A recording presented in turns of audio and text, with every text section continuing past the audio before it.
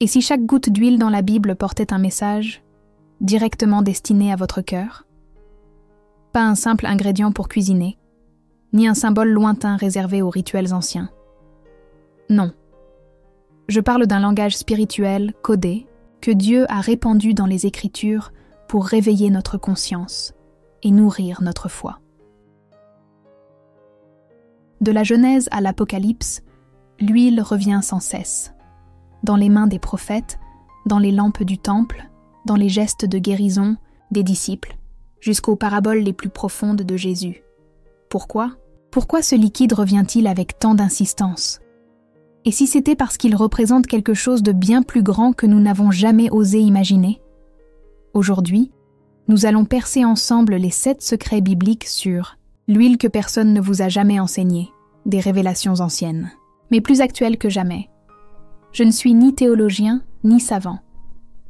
Mais après des années passées à méditer les Écritures, à chercher du sens dans mes combats, dans mes silences, dans mes prières, j'ai compris que l'huile était un langage céleste, un pont entre la terre et le ciel.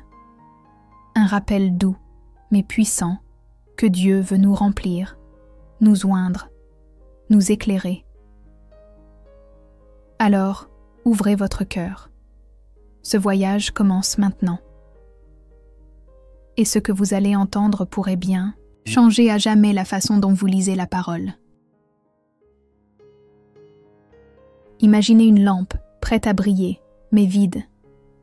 La mèche est en place, le support est stable, le feu est là, mais sans huile, elle ne produira jamais de lumière. C'est exactement ce que Dieu veut nous faire comprendre dans le livre du prophète Zacharie. Dans le chapitre 4, Zacharie voit en vision un chandelier, semblable à celui du temple, entouré de 2 oliviers. Mais quelque chose de mystérieux se passe. L'huile coule directement des arbres vers la lampe, sans l'intervention de la main humaine. C'est une image puissante, presque surnaturelle, d'un flot d'huile ininterrompu. Et voici ce que Dieu dit à Zacharie dans l'un des versets les plus profonds de toute la Bible. « Ce n'est ni par la puissance ni par la force, mais par mon esprit, dit l'Éternel des armées. » Zacharie 4, 6. Dans cette scène, l'huile représente l'Esprit de Dieu qui alimente la lumière dans notre vie. Sans lui, nous sommes comme une lampe belle mais éteinte. Avec lui, même dans l'obscurité du monde, nous brillons sans effort parce que la lumière ne vient pas de nous, mais de celui qui nous habite. Dans notre quotidien, nous essayons parfois de briller par nos propres forces, par nos projets, nos discours, nos bonnes intentions. Mais le véritable feu intérieur ne se déclenche pas par la volonté humaine. Il vient de l'onction, du souffle divin, de cette huile invisible que seul Dieu peut verser. Avez-vous déjà ressenti cette paix profonde dans la prière, cette clarté soudaine face à une décision importante, ce feu intérieur qui vous pousse à agir avec amour même quand tout en vous voudrait se replier? Ce n'est pas le fruit du hasard, c'est le fruit de l'huile de l'esprit. Et cette huile ne se gagne pas, elle s'accueille, elle ne se mérite pas, elle se reçoit. À travers la prière sincère, l'écoute du silence, l'humilité du cœur. C'est pourquoi Dieu nous appelle, non à faire plus, mais à recevoir davantage. Comme les branches de l'olivier déversaient l'huile dans la lampe, ainsi Dieu veut que son esprit coule librement dans notre être. Alors aujourd'hui, posez-vous cette question. Ma lampe est-elle pleine de mon propre effort ou remplie de l'huile de Dieu? Prenez un instant, maintenant. Fermez les yeux si vous le pouvez. Et murmurez simplement « Seigneur, remplis-moi de ton esprit. Que ta lumière brille en moi, non par ma force, mais par ta présence. » Il était le plus jeune, le moins attendu, le fils laissé au champ. Quand le prophète Samuel arrive chez Isaïe pour oindre le futur roi d'Israël, David n'est même pas convoqué. Mais Dieu voit ce que les hommes ignorent. Alors, quand David entre, Dieu parle clairement à Samuel. « Lève-toi, oins-le, car c'est lui. » Et à ce moment précis, l'huile coule sur sa tête. L'Esprit de l'Éternel saisit David à partir de ce jour-là. 1 Samuel 16-13. Cette scène bouleverse, car elle nous montre une vérité puissante. L'onction ne vient pas pour faire joli, elle vient pour marquer un appel. L'huile devient un sceau, une confirmation visible de ce que Dieu a décidé dans l'invisible. David n'était pas roi ce jour-là, il ne portait pas de couronne, il n'avait ni trône ni armée. Mais dans le monde spirituel, il venait d'être établi. L'huile, versée par le prophète, ne change pas les apparences, mais change l'identité. Et si vous aussi, vous, aviez été oint pour une mission, sans encore le savoir, aujourd'hui, beaucoup cherchent leur place. Ils se demandent « Pourquoi suis-je là ? Quelle est ma mission ? Suis-je vraiment utile pour Dieu ?» Mais la vérité, c'est que l'appel précède souvent la reconnaissance. Vous pouvez être dans un champ, comme David, invisible aux yeux du monde, et pourtant choisi par Dieu. L'onction, ce n'est pas une médaille, c'est une responsabilité. C'est Dieu qui dit « Je t'ai vu, je t'ai formé, tu es prêt ». Et parfois, cette huile coule dans nos vies sans cérémonie.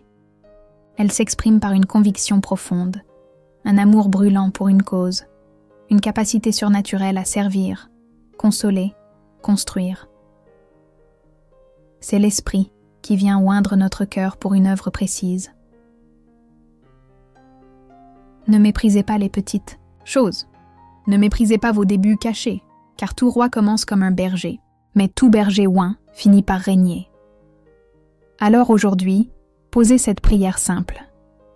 Seigneur, montre-moi ce pourquoi tu m'as oint. Même si personne ne le voit encore, je veux marcher dans ton appel. Car si l'huile a déjà coulé sur vous, même en secret, le ciel vous a déjà reconnu. Tu oins ma tête d'huile, et ma coupe déborde. Ce verset du psaume 23 est souvent cité, mais rarement compris dans sa profondeur.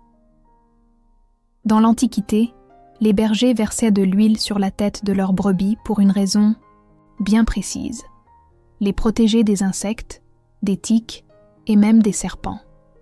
Ces parasites, souvent invisibles à l'œil nu, se glissaient dans les oreilles ou les narines des brebis, provoquant douleur, infection et parfois la mort. L'huile créait une barrière naturelle, un film protecteur qui empêchait l'ennemi de pénétrer. David, ancien berger devenu roi, connaissait bien cette pratique. Quand il dit que Dieu oint sa tête d'huile, il ne parle pas seulement d'honneur ou de joie. Il parle de protection invisible, de soins discrets, de sécurité spirituelle. Et cette image est bouleversante. Parce que nous aussi, nous sommes exposés à des ennemis minuscules mais puissants. Les pensées toxiques, les doutes constants, les blessures du passé, les influences négatives que nous ne voyons même pas venir. Et si Dieu, aujourd'hui encore, versait son huile protectrice sur nos pensées pour empêcher l'ennemi de s'infiltrer? Et si cette onction était là, silencieuse mais réelle, pour repousser ce qui ronge notre paix intérieure? La coupe qui déborde, dans ce même verset, est aussi une image de surabondance. Pas seulement matérielle, mais spirituelle. Dieu ne se contente pas de nous défendre. Il nous remplit au point de déborder. Et quand vous débordez de paix, d'amour, de confiance, vous devenez à votre tour un refuge pour les autres. L'huile ne reste pas figée, elle se transmet, elle coule, elle touche. Avez-vous remarqué que, dans les moments de grande détresse, ce n'est pas toujours une solution extérieure qui vous sauve, mais une paix intérieure que rien ne peut expliquer? Cette paix, c'est souvent le fruit de l'huile invisible que Dieu a déjà versée sur vous. Alors aujourd'hui, n'attendez pas le danger pour demander cette protection. Faites cette prière. Seigneur, oins ma tête, protège mes laons, pensées, mes émotions, mes décisions, que ton huile soit mon bouclier. Car même si vous ne la voyez pas, la main du berger veille et son huile vous couvre. Il y a une parabole que Jésus a racontée et qui dérange encore aujourd'hui. Celle des 10 vierges, 10 jeunes femmes, toutes invitées au même mariage, toutes munies d'une lampe. Mais au moment crucial, seulement 5 d'entre elles avaient suffisamment d'huile. Et quand l'époux arrive, au milieu de la nuit, il est trop tard pour aller en chercher. Ce n'est pas une histoire de morale ni de favoritisme. C'est une leçon sur la vigilance du cœur, la préparation intérieure, cette veille silencieuse qui ne dépend pas des apparences, mais de ce que nous portons en secret. Dans cette parabole, l'huile devient un symbole de constance spirituelle. Elle représente cette foi entretenue dans le quotidien, dans les petites choses, dans le silence. C'est la prière discrète mais fidèle. C'est la lecture des Écritures quand personne ne regarde. C'est la capacité à rester éveillé, quand le monde entier s'endort. Les 5 vierges sages n'étaient pas meilleures, ni plus intelligentes. Elles étaient simplement prêtes, et cette préparation ne se fait pas en dernière minute. Elle se cultive longtemps avant la nuit, quand tout semble calme. Elle se construit dans le secret, comme l'huile qui s'accumule goutte à goutte dans le vase. Aujourd'hui, dans notre monde de distraction constante, d'urgence permanente, il est facile de négliger cette préparation. On remet à plus tard, on se dit « j'aurai le temps, je me rapprocherai de Dieu un jour ». Mais l'époux vient à l'heure qu'on ne connaît pas. Et ce n'est pas la lampe qui fera la différence, c'est l'huile qu'elle contient. Dans ta vie, es-tu en train d'amasser cette huile? Ou es-tu en train de te distraire avec une lampe vide, belle mais inutile quand la nuit tombe? Cette parabole n'est pas une menace, c'est une invitation. Une invitation à nourrir ta foi aujourd'hui, pendant qu'il fait encore jour. Fais cette prière, simple mais essentielle. Seigneur, aide-moi à ne pas vivre dans l'illusion. Remplis mon vase chaque jour, goutte après goutte, pour que je sois prêt quand tu viendras. Car au final, ce n'est pas l'intensité de ta lumière qui compte, mais la fidélité avec laquelle tu as entretenu ton huile. Dans l'évangile de Marc, il est écrit que les disciples de Jésus oignaient d'huile de nombreuses personnes malades et les guérissaient. Marc 6, 13. Et dans l'épître de Jacques, « Quelqu'un parmi vous est-il malade ?» qu'il appelle les anciens de l'Église, et que ceux-ci prient pour lui en l'oignant d'huile au nom du Seigneur. Jacques 5, 14. L'huile, ici, n'est pas une potion magique. Elle n'est pas un médicament. Elle est un signe visible d'une foi invisible, un geste sacré qui unit le ciel et la terre, le corps et l'esprit. Lorsque l'huile touche la peau, ce n'est pas seulement le malade qui est pris en compte, c'est l'ensemble de son être, son histoire, sa douleur, son espérance. C'est une manière de dire « Tu n'es pas seul, Dieu est présent, ici, maintenant, avec toi ». Dans le monde moderne, nous séparons souvent le corps de l'âme. Nous traitons les symptômes sans interroger le cœur. Mais dans la Bible, guérir signifie restaurer la personne dans sa totalité. Et l'huile devient ce point de contact, sacré, un canal par lequel la prière monte et la grâce descend. Avez-vous déjà été malade? Pas seulement physiquement, mais intérieurement, fatigué de lutter, affaibli par la vie, vidé de toute force. Parfois, nous n'avons pas besoin de grandes paroles. Nous avons besoin d'un geste simple, d'un regard de compassion, d'une main posée avec foi et amour. Et cette huile, même discrète, peut raviver des flammes éteintes, apaiser des douleurs anciennes, réconcilier l'âme avec elle-même. Il m'est arrivé personnellement de prier pour quelqu'un en silence, sans huile, sans rituel.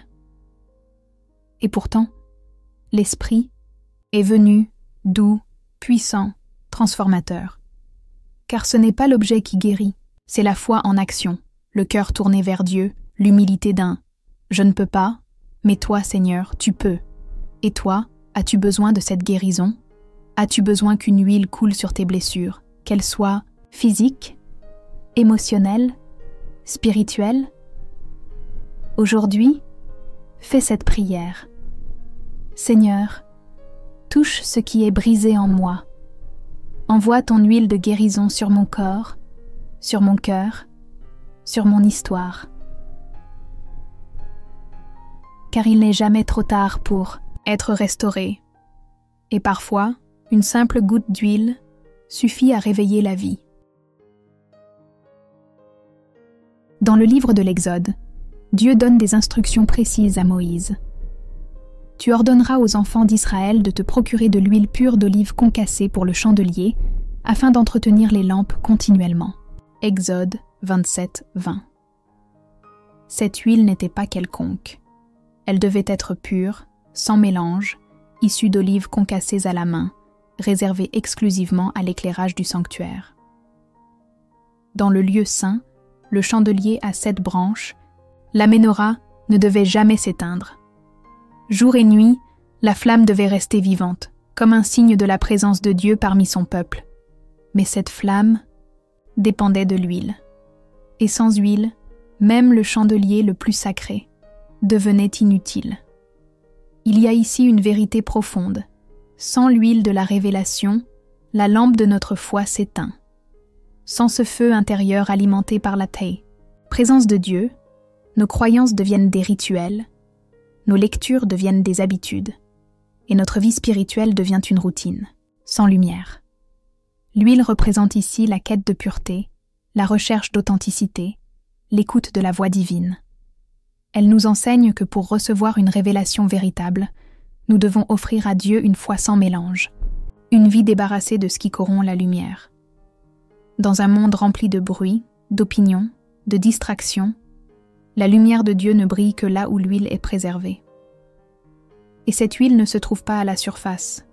Elle vient des olives concassées, autrement dit, de nos brisements. Oui, c'est souvent à travers les moments d'épreuve, de solitude, de lutte intérieure, que Dieu extrait l'huile la plus pure de notre cœur. Et c'est avec cette huile-là que notre flamme éclaire les autres. Peut-être avez-vous traversé des périodes sombres, des pertes, des silences, des incompréhensions. Et si ces moments n'avaient pas été vains? Et s'ils avaient été le pressoir sacré d'où Dieu tirait une lumière? Nouvelle pour votre vie? Aujourd'hui, priez avec confiance. Seigneur, utilise même mes brisements pour produire une huile qui te glorifie. Que ma vie soit une lampe qui ne s'éteint pas. Car la lumière ne vient pas du chandelier, mais de l'huile pure qu'il contient. Et si vous gardez cette huile précieuse, Dieu vous donnera toujours de quoi briller. Elle n'avait presque plus rien. Une poignée de farine, un peu d'huile au fond d'une cruche, et une certitude douloureuse. Après ce dernier repas avec son fils, elle allait mourir. C'est dans ce moment de détresse que le prophète Élie apparaît, et ce qu'il demande semble impensable. « Prépare-moi d'abord un petit gâteau et apporte-le-moi. » Mais cette femme, veuve, étrangère, affamée, obéit. Elle prend ce peu d'huile, ce peu de foi, ce peu d'espérance, et le place entre les mains de Dieu. Et voici ce que la Bible nous dit ensuite, avec des mots qui résonnent, comme une promesse éternelle. La farine dans le pot ne manqua point, et l'huile dans la cruche ne diminua point, selon la parole que l'Éternel avait prononcée par Élie. 1 Rois 17, 16. Ce miracle est bouleversant, car Dieu n'a pas envoyé un char céleste, ni ouvert les cieux avec éclat. Il a simplement béni ce qui restait. L'huile, ici, devient le symbole de ce qu'on croit trop petit pour être utile. Mais que Dieu transforme en abondance lorsqu'on ose le lui remettre. Combien de fois gardons-nous pour nous ce peu d'huile? Par peur du manque, par méfiance, par fatigue. Nous disons, ce n'est pas assez. À quoi bon? Mais Dieu ne demande ni quantité, ni perfection. Il demande la confiance. Et parfois, le plus grand miracle commence quand tu oses offrir la dernière goutte. Tu te sens vide, usé. Tu crois ne plus avoir d'amour à donner, de foi à offrir, d'énergie pour avancer? Alors écoute bien, ce peu que tu as est suffisant. Car l'huile ne s'épuise jamais dans les mains de Dieu. Au contraire, elle se multiplie à mesure que tu la verses. Aujourd'hui, ne garde pas ta dernière goutte pour toi. Ne te ferme pas à la possibilité du miracle. Fais cette prière sincère. Seigneur, voici ce que j'ai.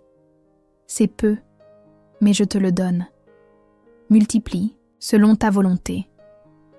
Et regarde ce que Dieu fera. Car parfois, le miracle n'attend qu'un geste de foi et une goutte d'huile. Nous avons parcouru ensemble 7 révélations. 7 visages de l'huile biblique, souffle de l'esprit, sceau de l'appel, protection invisible, veille intérieure, guérison profonde, lumière révélatrice et miracle silencieux.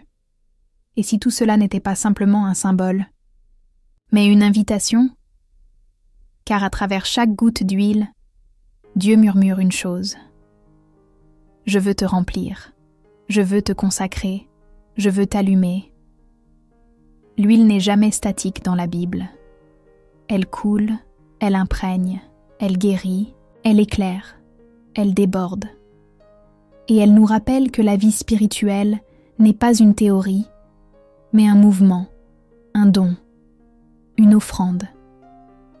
Tu n'as pas besoin d'être parfait pour recevoir cette onction. Tu n'as pas besoin de comprendre tout, mais tu peux aujourd'hui ouvrir ton vase intérieur et dire « Me voici, remplis-moi ». Alors, avant de fermer cette vidéo, prends un instant, ferme les yeux, respire et laisse monter cette prière du cœur. Seigneur, je désire ton huile, qu'elle nourrisse ma foi, éclaire mes choix et coule jusque dans la vie des autres. Car un jour, comme dans la parabole, l'époux viendra.